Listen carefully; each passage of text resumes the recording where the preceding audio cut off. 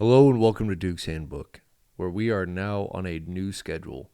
Mondays are the advice episodes. Thursdays are going to be the Am I the Asshole episodes because upon request, some people have said they'd rather it like that, and I'm okay with that.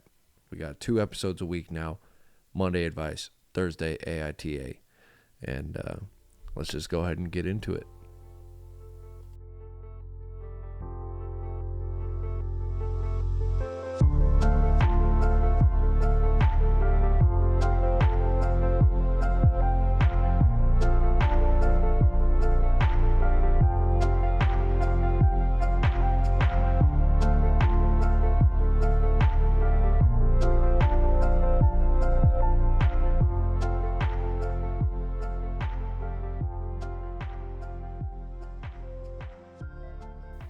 Alright, this one is called I'm Moving Out on My Own Without a Boyfriend or Anyone. LOL, that's okay, right? Absolutely. First of all, you don't need to be moving in or out with anybody. It's not that big of a deal. I've decided to move out of this hellhole, and hopefully I can make my dream come true of leaving these toxic family behind. Since it's long overdue, I'm turning 26 in August. And because of abuse and my depression, it took me a while to be able to come up with this decision. Usually people move out and they have friends or lovers to support them, or at least help with the rent, right? I mean, like, you don't need to be full-blown supported. You're an adult. I only have myself because I'm a loser and no one really cares about me. JSBS, or just saying, I don't know what JSBS means. I've never had a boyfriend before because I'm just that unlovable. Anyway, I'm anxious about moving out, but also relieved because maybe I'll be finally independent and stress-free. Even though it's hard, hopefully I can finally get out of this abusive hellhole, right? First of all, let me address a couple things here. Obviously, it's an abusive hellhole that you're in because you're sitting here and saying, and I quote, I'm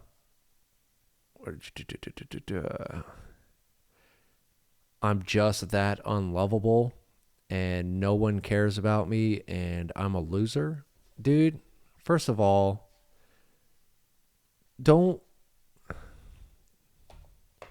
that's how I know that you've been in a really bad home.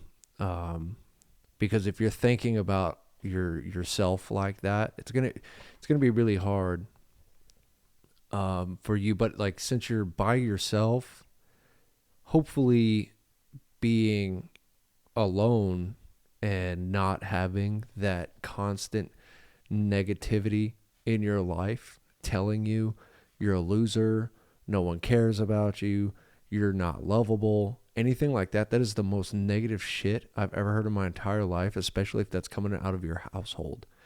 I honestly, I'm really happy that you're getting the fuck out of there because fuck them, dude, for real. Don't, and it's going to take a while to, move past that. But my advice for that aspect of healing over that is really learn to love yourself. You're not a loser. You're 26 years old. You're about to be moving out onto your own. So that's a good start. You're going to end up getting a job or a better job or whatever. And just like keep moving up. Don't ever think you're a loser just because people tell you that. Don't ever think you're unlovable because people tell you that. And don't ever think that no one cares about you. There are a lot of people out there that definitely do. You may not have a boyfriend, but just because you don't have a boyfriend doesn't mean it's eventually going to happen. Doesn't mean it's not eventually going to happen. But what I do want you to do when you do get into your own place, before you even think about getting into a relationship, you really need to learn and focus on loving yourself before you can get into a relationship. Otherwise, you're going to self-sabotage, and it's really going to be a problem. But I really do hope that you meditate and clear the negative energy off of you. Palo Santo is great for that, if not sage. But clear the negative energy off of yourself. Clear the negative energy out of your new place and start anew and hopefully just cut these people out that are causing you all this grief to make you even think like that. I mean, God, I'm so sorry that you feel that way. And I know everybody's living situations aren't the same, but I really hope that you're able to learn to love yourself. And that's what's important here, is that you're going to have a space to be able to learn how to just love yourself and continue on with, becoming great and more successful and everything like that. Hey, if you're listening or you're watching on YouTube, do me a huge favor. Subscribe, like, comment, share, whatever.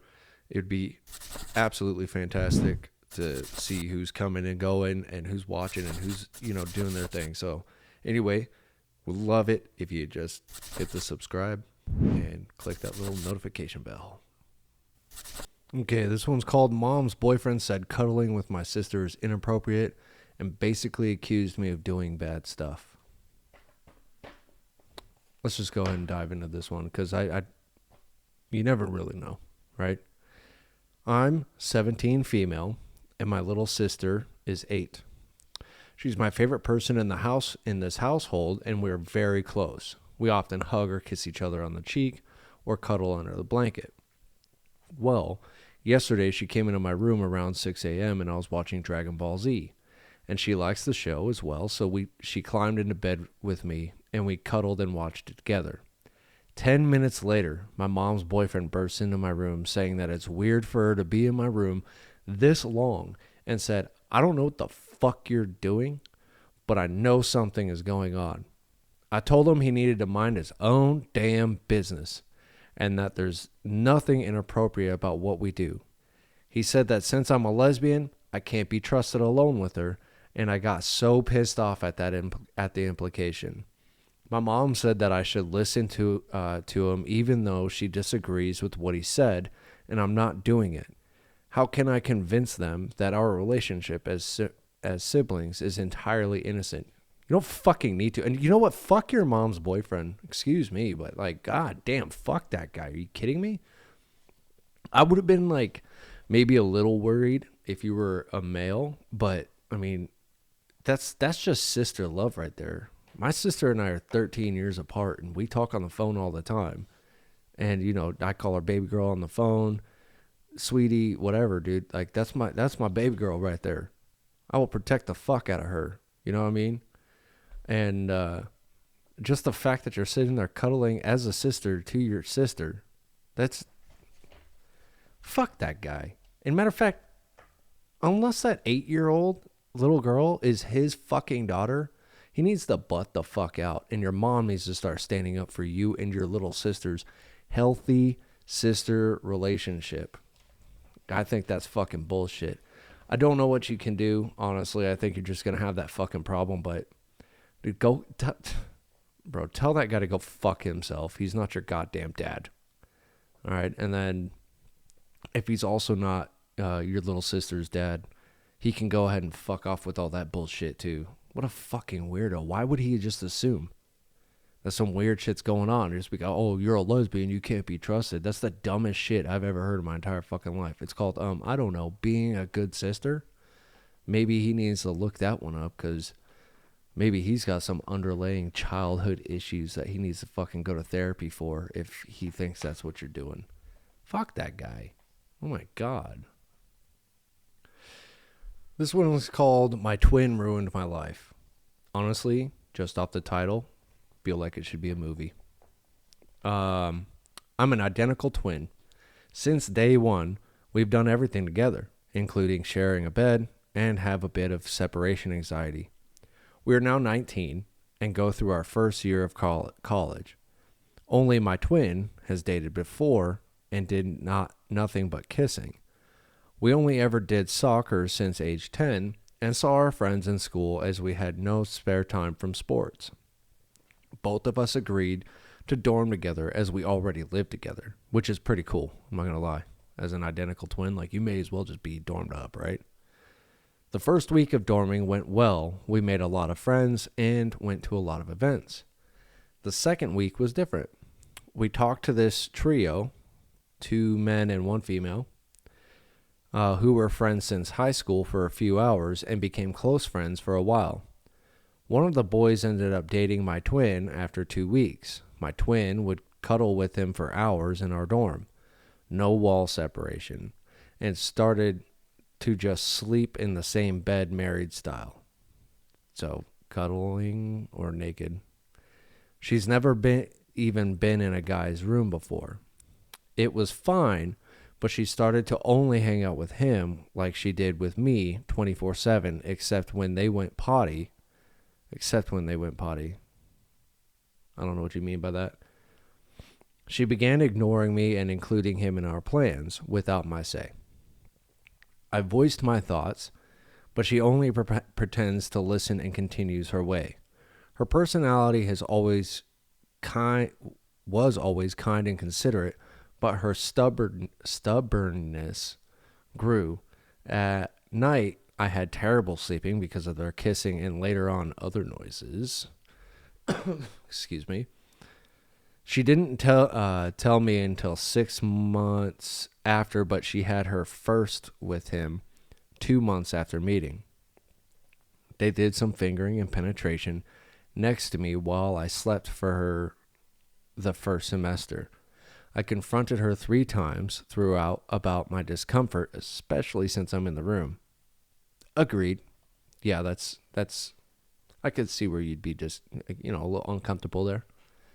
She assured me and made promises that she repeatedly broke. It got worse to the point that I pretended to sleep in day and night grunting as a hint to stop. I'm not confrontational and waited to go to the bathroom till they finished. The night after our third conversation, it was 6 a.m. and I just packed my stuff to take a walk till my twin commented, pretending to just wake up. And I couldn't help but raise my voice saying, I can't believe it, and to fuck off. I ghosted her for 3 hours and she threatened to call mom and I threatened to tell mom. I won and just walked. We have all the same friends, so I didn't tell them. When I came back, she screamed at me and ignored me till I apologized and pretended to feel sorry. What are you fucking apologizing for? You're not the one fucking while she's in the next bed. I had a genuine talk, and she tried to make me the bad guy and justify it, claiming I was mistaken this time. Oh, shit. So it's identical twin male and female? That's cool. All right. All right. I told her how I got insomnia because of her. I stopped sleeping and threw up regularly from stress, and that she ruined all my future romantic relationships as I lost interest and want for what she has. She said it wasn't like I was touched and I'm overreacting, but every time my friends talk about theirs, I get nauseous, and I can't stand being near her and him. I still can't sleep, and okay, now I can't tell if you're also a female or if it's I don't know. I still can't sleep and can never see her the same. I pretend to forgive, but I'll never forget and can't move on. I make excuses and try to minimalize hanging out with them. Then I just get uncomfy. I don't know how to interact with her. I brought it up once and she was mad. I brought it up and said it doesn't matter. Also, the boy avoided me and stopped talking until after I apologized. She said I made him sad and he was sorry, but she never apologized, and he's a standard Christian gentleman who always speaks his mind. I'm too scared to share and can't just ask my mom for therapy out of the blue. What do I do? Just ask them to stop, or at least wait till you're out of the fucking room. I mean, I'm sure you guys aren't going to the same fucking classes all day, right? So I'm assuming there's definitely time that you're not in the room, and that's probably the time where they should have their romantic situations, not while you're literally sleeping in the same room without separation. So that is a little fucking disrespectful on your twin sister's part.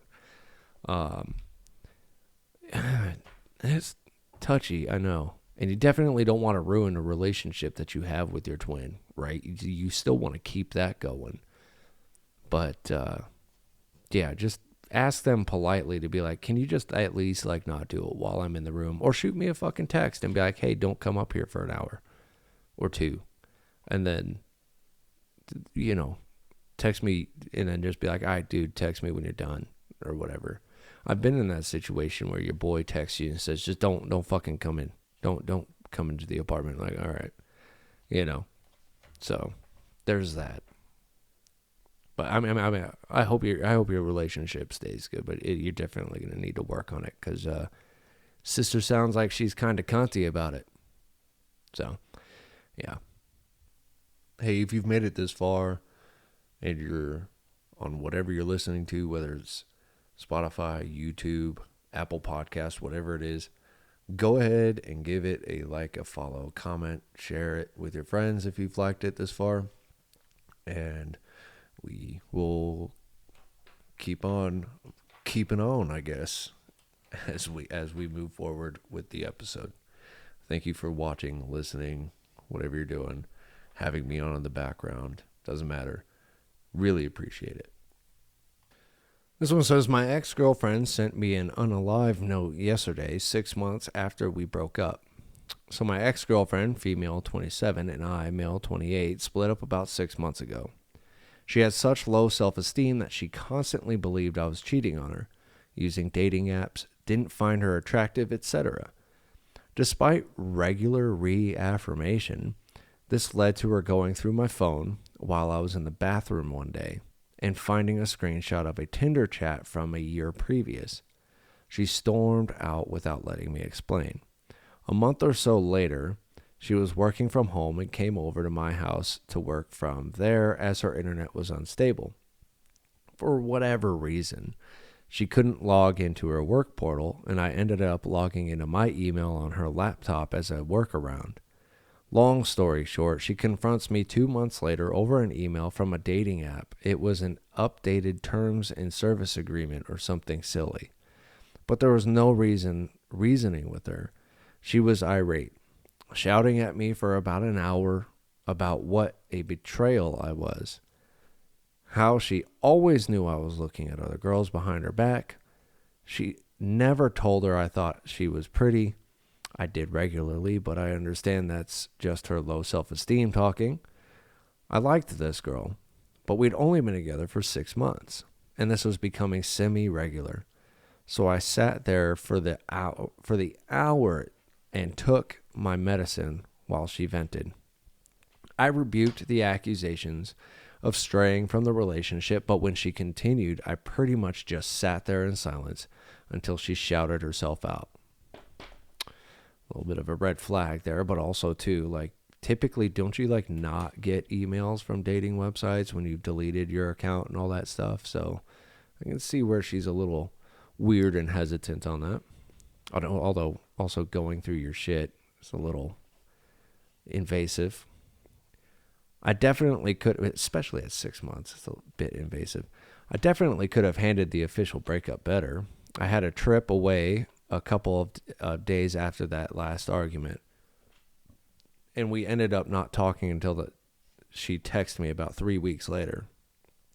She asked me if we were finished, that there had been nothing official, and she still believed that we were together. I told her I didn't see how we could come back from this, and the way she had spoken the last time we met, I assumed it was clear. I didn't hear back from her, but I knew she was upset. Thought it best for a clean breakup and to leave it there. Fast forward 6 months to yesterday. I mean, like, you're right. Let me go back to that paragraph there. You're right. I mean, usually after you have somebody yell at you forever, you're just kind of like, okay, so this is the end of it. Like, we're done. Fast forward it's touchy. But like typically after 6 months of being into a relationship with somebody and they're just like shouting the fuck out of you, they've already broken a trust. So, yeah. Fast forward 6 months to yesterday when I wake up to an email from her. First communication between us since the breakup. There were pictures she'd taken during our relationship, and a long message talking about our time together, how my mistreatment of her along with that of previous ex-boyfriends had driven her to the edge. She signed off with, "Goodbye for good. I won't be around to see you again. I hope someone treats you how you treated me." She'd blocked me on everything except email. So I replied immediately and told her that she didn't have to do what she was planning. People loved her, etc. I didn't hear back from her till this morning, so was assuming the worst last night, as I would too. I mean, you get something like that, you're just immediately like, oh, fuck. She pretty much told me she was working overtime yesterday and had decided that was going to be her last day alive. Ended up breaking down in tears in front of some coworkers who calmed her down and were kind to her. And eventually she settled and decided to continue on with life. That's good. That's really good. In the email she sent me this morning, she talked about some of her dating experiences since we broke up, how they weren't great and only served to remind her of how we finished up. And it got too much for her. She talked some more about how shitty a person I was and how I drove her to this, essentially. You didn't. You really didn't. And I'm going to tell the people listening right now, this is a long one. We're almost done with it, though. I'm sorry. All this has left me wondering what my responsibility is to this girl at this stage. Of course, I don't want her to end things. She's got some issues that are standing in the way of her being happy, but I know if she overcomes them, she'll be in a great place. She's very attractive, has a great job, and is a kind person. Her email makes it quite plain that she doesn't expect to hear from me again, and that I'm a terrible person who she doesn't care to hear from either. But do I just cut ties here? I want to make her see how much she has going for her, but I know she'll just throw past events back in my face, as she always has, which is unfortunate. It seems like this girl is in a much worse place now than she was before I met her, which makes me feel like cutting ties right now is an awful thing to do, but I'm really not sure how to help her salvage things. Maybe that makes things sound like I'm only doing it to clear my own conscience, but I don't mind being the villain in this girl's mind if it helps her move on. Apologies for the long post, and I'm on mobile, so I hope the formatting isn't awful. No, it actually wasn't, buddy. You did a good job. It was kind of easy to read through. Thanks for reading. Would appreciate an outside perspective on things. Thanks. Yeah, it was a long post, but I mean, like, there was a lot to fill in there. So at the end of the day, there's only so much reassuring that you can do as a man where it just gets to a point where it's just exhausting, where you're just like, dude, I've shown you my phone. You've gone through my messages. You've gone through my photos. You've gone through everything that I have on my phone. What the fuck else can I do to make you believe that there's no other women? I'm not cheating on you. I find you attractive. You're, like, you do all the things where you're like touching butt every time you walk by, little kisses on the forehead if they're sitting on the couch, et cetera, and being this emotionally open person with them. But you still, that's like some underlying trauma that really you can't, there's almost nothing you can do about it. That's something that takes time to get over. But it seems like after she was just with toxic dude after toxic dude, So I like how at the end you said, I don't mind being the villain as long as it, helps her move forward. Because, I mean, at the end of the day, an ex is always going to talk shit. And a lot of times people end up noticing that you're just bullshitting the fuck out of them if you're the shit talker. But if for you it takes you being the villain and you're okay with being the villain in her mind just so that she's still around, I got to commemorate that, man. I mean, good on you, you know? So just go ahead, keep that up. If she doesn't want to hear from you anymore, then she doesn't want to hear from you anymore, and you're just going to have to let that go, my guy, and let it be, because sometimes that's just how it be. So that'll do it for this episode.